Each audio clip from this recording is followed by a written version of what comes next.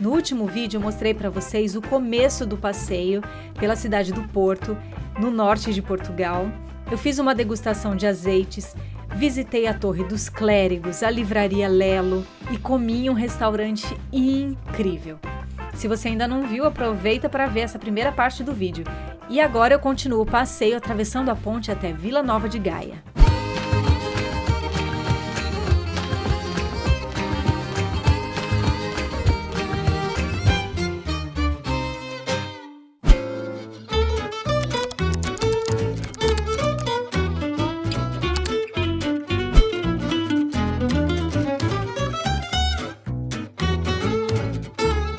Continuar o passeio agora do outro lado do Rio Douro, que é onde fica Vila Nova de Gaia, que é uma outra cidadezinha onde ficam as famosas caves do vinho do Porto.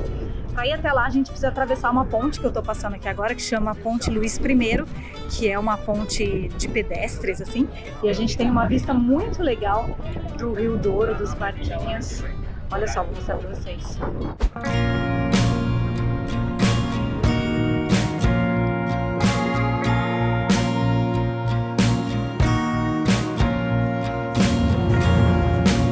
Agora, para me aproximar um pouquinho mais de onde eu tenho que ir para fazer a visita, eu vou pegar um meio de transporte um pouco diferente, que vai dar para a gente ter uma vista incrível.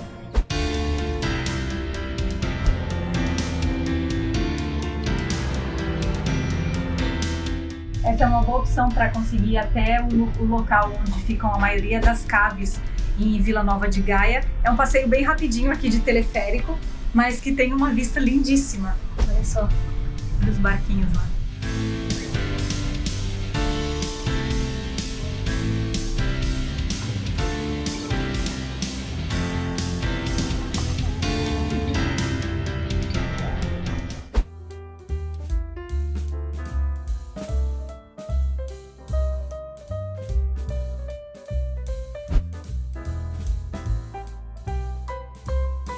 Olá, Antônia, Olá, tudo bom? Tudo bem? Como está? Tudo bem? Prazer, muito obrigado por ter recebido a gente aqui. Sem problema. Bem-vindos à Coburns, então. Vamos fazer aqui a nossa visita hoje. Vamos trabalhar aqui mais a parte do envelhecimento do vinho. Ok, a nossa criação do vinho, a nossa produção é feita no Val do Douro e depois fazemos todo o envelhecimento aqui em Vila Nova de Gaia, então, e é isso que vamos ver hoje. Uau! O cheiro de vinho no ar, né? Exatamente, então entramos agora na nossa cave da Coburns, começamos aqui a nossa visita. Normalmente falamos aqui sempre um bocadinho da nossa história e começar a dizer que a Coburns foi fundada em 1815 pela família Coburn, que veio da Escócia para trabalhar connosco, ou para trabalhar com o vinho do Porto, neste caso. Então o que a família começou a fazer foi comprar e vender o vinho diretamente do nosso porto, ou seja, tínhamos os nossos barcos e fazíamos o envio direto para a Escócia. Até 1820 trabalhamos sempre deste jeito e depois mudamos então para a produção própria do nosso vinho. Durante a guerra com a França, a Inglaterra ou os ingleses vieram para Portugal para descobrir novos vinhos, visto que tinham perdido o fornecimento de vinhos franceses. Ao chegarem cá, encontraram os vinhos do Porto e decidiram então começar a comercializar os nossos vinhos. A partir desse momento, começamos então a ligação entre as famílias inglesas a dirigirem-se para o Porto e a trabalharem no nosso terreno, a trabalharem os nossos vinhos e sempre com a exportação direta para o Reino Unido. Por isso temos uma ligação tão grande com os ingleses, são eles que normalmente estão presentes nas grandes marcas de vinho do Porto aqui da nossa região, são eles que detêm grande parte das nossas quintas do Douro também. Até 1756 a única regra para ser vinho do Porto era que tinha que ser exportado do Porto, ou seja, tinha que ser exportado da nossa cidade, o que aconteceu, ou que levou a que acontecessem muitas fraudes. Ou seja, tínhamos pessoas a trazer vinhos de todas as partes do país, tínhamos pessoas a trazer vinhos de Espanha para exportá-lo de cá e fazer mais dinheiro com o nosso nome. Decidimos então, em 1756, por parte do nosso primeiro-ministro Marquês de Pombal, regulamentar uma área de produção, delimitar uma área e criar então um produto de mercado. Crê-se até hoje que é o primeiro produto de mercado do mundo, ou seja, que somos a primeira demarcação de vinhos, pelo menos aqui a nível mundial, e temos então um vinho regulado ou regulamentado e delimitado. Só podemos produzir este tipo de vinhos dentro da região do Douro, no Vale do Douro, temos cerca de 250 mil hectares de área para produzir vinhos e depois todo o vinho tem que ser produzido no Douro, tem que ser envelhecido aqui em Vila Nova de Gaia, sobre certas regras que é controlado pelo nosso instituto.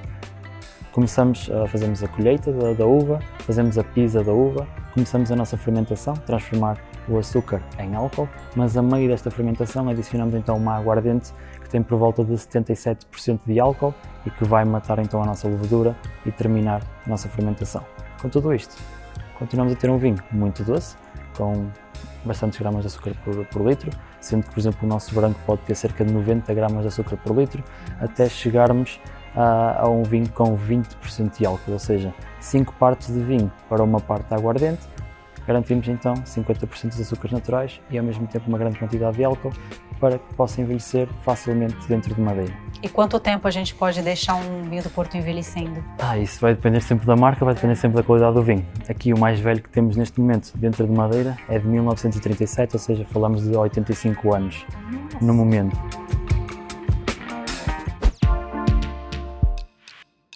Olha só o tamanho dessa cave aqui, tem 9 milhões de litros de vinho do Porto aqui. Impressionante. Então, agora aqui na nossa avenida principal, é o espaço onde vamos começar a definir os estilos de vinho que criamos. Okay? Neste momento estamos a criar um estilo de vinho de Porto branco, que é o nosso Fine White, um vinho com 90 gramas de açúcar por litro, é um vinho com 19% de álcool, com frutos tropicais. Depois, a parte que produzimos mais vai ser os tintos, que é toda esta área que vemos aqui para cima. Então, tudo isto dividido em 2 estilos. O vinho, quando chega em abril, vai ser colocado nos nossos balseiros maiores, aqui por trás, e vamos então criar um vinho que chamamos de Rubi. Tem uma cor como vermelho muito intenso e por isso é que chamamos de Rubi, como uma pedra preciosa. Temos depois então um sabor a fruta vermelha ou a fruta negra muito forte, muito intenso, é muito doce, mas aguenta-se pouco tempo na boca. Ou seja, é um vinho com um fim de boca muito curto e que vai combinar perfeitamente com um chocolate negro ou com um queijo mais forte. Estes vinhos envelhecem o máximo de 6 anos dentro dos nossos balseiros maiores. E então é um vinho que, se tem grande qualidade ou se tem grande potencial para envelhecer, vamos trocá-lo ou vamos transferi-lo de balseiro grande e deixamos de ter os Rubis para as barricas mais pequenas e criamos então os Tawnies. Tawnies mais envelhecidos, são os vinhos mais velhos que produzimos. Temos então um vinho aqui que vai envelhecer um mínimo de 7 anos no total e depois sem limitidade para envelhecer, podemos envelhecê-lo quanto queremos até que ele se torne perfeito para nós. Vamos trocar completamente as características, vamos mudar as características do vinho, ok? Tudo naturalmente. Ou seja, aqui, este vinho Tawny, vamos ter um sabor de fruta cristalizada, um sabor de fruta seca, umas especiarias e uns toques de caramelo no final, ok? Mas a parte mais fácil de identificar o vinho é pela cor. Ou seja, primeira parte, um vermelho intenso, segunda parte, uma cor mais ambar ou então um dourado, mais um tom. amarronzado. Exatamente. Entendi. Ou seja, temos aqui um vinho com uma cor de whisky quase, uma coisa muito mais clara. Esta é a grande diferença e a forma mais fácil de identificar os nossos vinhos. Depois temos outro estilo que não deixa de ser Ruby, mas que tem uma categoria diferente, que é chamado de Vintage. Os nossos vinhos Vintage são vinhos com extrema qualidade, 9 ou 10 pontos, que são dados pelo Instituto do Vinho do Porto. Okay? São vinhos de ano, ou seja, de colheita, de um único ano e que são guardados depois em garrafa o tempo que nós preferirmos. Okay? Os primeiros 2 anos deste vinho sempre passados em madeira e só depois, se tiverem a máxima qualidade, é que são engarrafados e colocados em espera dentro da garrafa. Fazemos agora uma prova então dos nossos vinhos. Vamos provar 3 vinhos, se não me engano, combinados com chocolates, para aproveitar. Certo, então vamos. Aqui 3 vinhos diferentes, começamos com o nosso branco, passamos a um Tawny 10 anos e acabamos no Vintage 2010. 3 vinhos completamente diferentes a nível de envelhecimento, a nível de estrutura e também a nível de sabores, ok? O nosso mais fácil, ou o nosso vinho mais suave vai ser o nosso branco. Além de tudo isto, também é o vinho que podemos combinar com saladas ou com peixe grelhado. Ok? No nosso caso, colocamos um chocolate de maracujá para que tenham então a perfeita combinação entre as frutas tropicais e depois a suavidade do vinho. É um vinho branco primeiro, ou seja, mais ácido do que o normal. Por esse motivo, com o chocolate de maracujá vai matar um bocado aqui então a acidez do vinho. É verdade, ele tem um gostinho assim meio de abacaxi mesmo. Ananás a gente fala em português aqui, né? E aí o pedacinho do chocolate. A mistura muda, né? Bastante. Então depois passamos aqui o nosso 10 anos. Esse é um Tawny. Este é um Tawny, exatamente. Este sim, já vemos pela cor, já um bocadinho mais castanhada. Ele é muito cheiroso.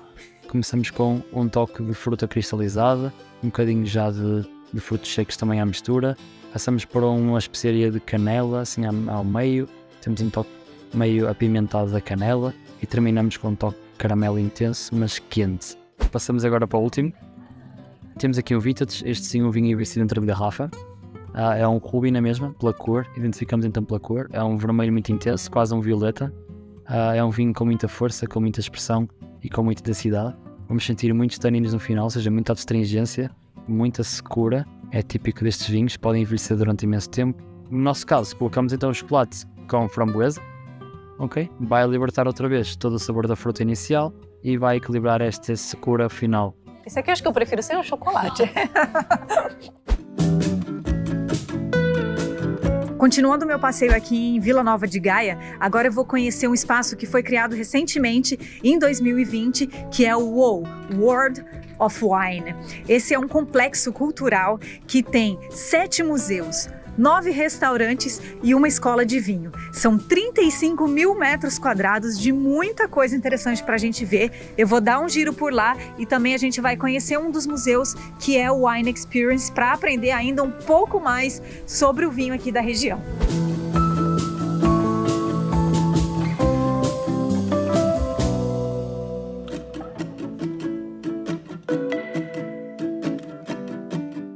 Olá, tudo bom? Estou me encontrando aqui com a Vitória, que é brasileira e que vai levar a gente para conhecer o Wine Experience, que é um dos museus aqui do UOL, né? Uau! Uau! Mas é realmente a sensação que nós temos quando chegamos nos museus aqui. São muito bem pensados e nós procuramos fazer uma questão bem visual, bem diferente.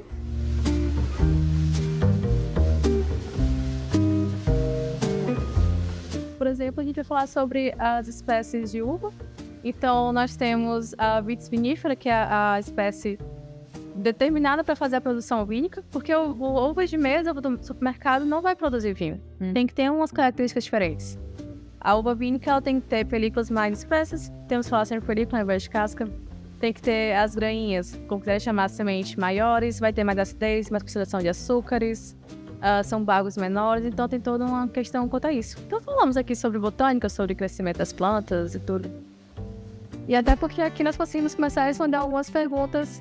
Eu vou até pedir que vá lá responder qual é a função da fotossíntese. É só colocar a mão. Ah, tá. A clorofila permite que as folhas absorvam a luz solar e produzam energia enquanto trocam água e oxigênio.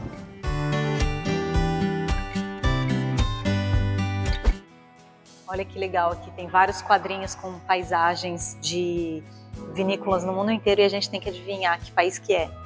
Por exemplo, esse aqui é a China. Qual será que é esse? Eu acho que é a Alemanha. Alemanha! Falei Alemanha, acertei. Suíça. Argentina, eu ia falar Argentina, as Alpes, tá vendo? Ah, esse é a França. Na Espanha, aqui conhece, esse é a França, esse é a Itália, certeza, San Gimignano, esse eu conheço. Esse aqui deve ser a França. Tcharam! A gente tem que achar o Brasil, peraí, eu vou achar, hein?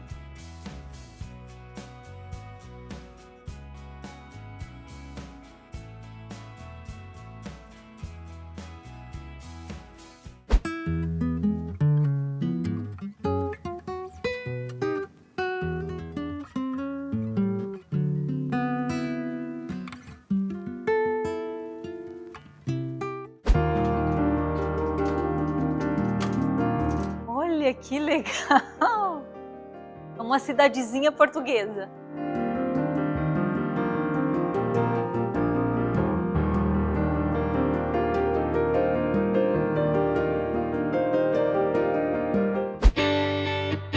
Então nós temos aqui 31 castas nacionais e internacionais, brancas e tintas, ou mesmo tintureiras, e foram todas ilustradas pelo artista inglês Tim Bomer, e foi tipo um desafio entre o artista e nossa antiga manager de projeto. Ela, como enóloga, escreveu as castas de forma completamente técnica, formato do bago, onde encontrar, a história das castas, e ele deu personalidade a cada uma delas. Além disso, a gente consegue descobrir qual tipo de casta pode representar melhor a sua personalidade. Seja branca ou seja tinta, nós temos aqui os quizzes para conseguir descobrir qual é a casta. Qual sou eu? Branco ou tinto?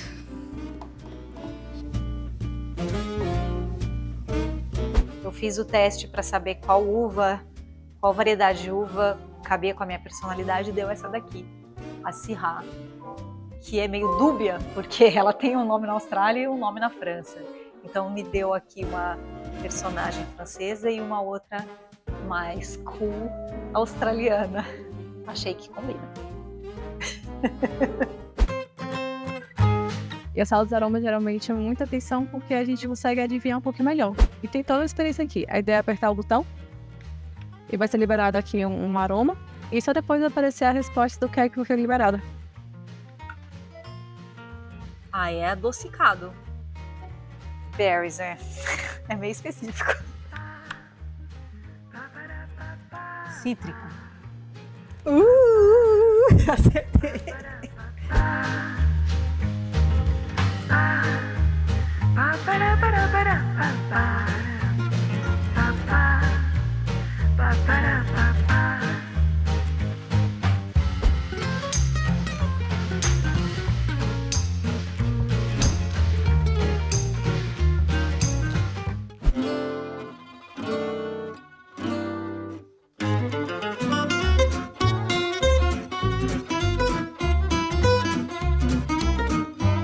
Eu vim jantar aqui no T&C, que é um dos restaurantes aqui do Complexo Cultural. E esse é um restaurante bem clássico, assim, que serve uma comida tradicional portuguesa. E a decoração é muito bonita. Tem algumas mesas que ficam dentro de grandes barris de madeira, assim. É uma experiência interessante.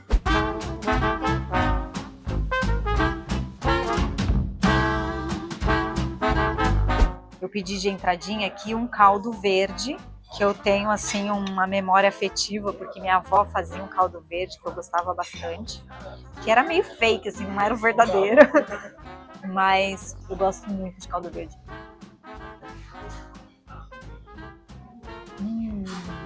Muito saboroso.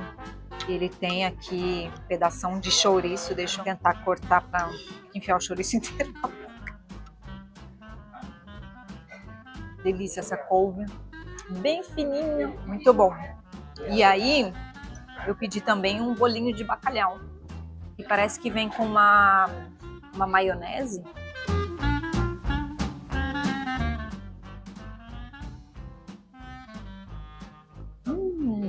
Maravilhoso.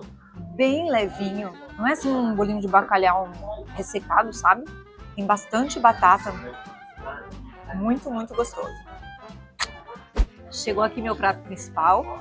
Eu pedi uma bochecha de vitela, que no cardápio estava descrito como para comer de colher, de tão macia e de tão soltando a carne fica. E vem acompanhada de um purê de batata. Vocês perceberam que praticamente tudo que eu comi aqui no Porto, a batata é meio que onipresente, assim, né? Ou tá misturada com bacalhau, ou vem um purezinho, ou vem uma batata ao molho. Enfim, vamos ver se tá gostoso.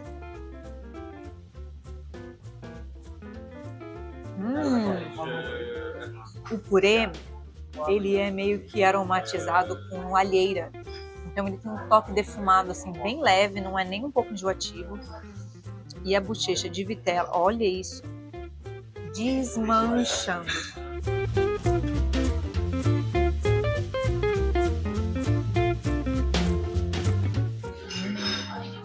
A carne ela é preparada no vinho do Porto.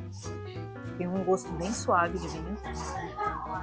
E tem uma verdura aqui também, eu já não me lembro mais do que é. Bem tostadinho, uma delícia. E de sobremesa, eu fiquei curiosa para saber como que é o Romeu e Julieta aqui dos portugueses. E pedi então o Romeu e Julieta deles, que vem com queijo da serra. E ao invés da goiabada, é uma marmelada, eles chamam. Vem umas torradinhas aqui também. E umas nozes que parece que estão meio carameladas. Vamos ver. Deixa eu começar pelas nozes.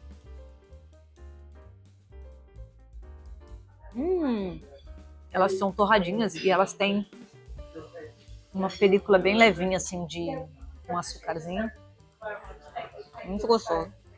Olha como o queijo tá cremoso. Vou pegar um de cada vez, separado, e depois eu ponho os dois juntos. É doce de marmelo isso aqui, né? A diferença com a goiabada, eu acho que ele é mais ácido, assim. Muito doce, mas ele tem uma certa acidez. Queijo. É quase que um requeijão. Super cremoso. Vamos ver como é que vão ficar os dois juntos. Acho que vai dar bom, hein? O queijo é bem salgadinho.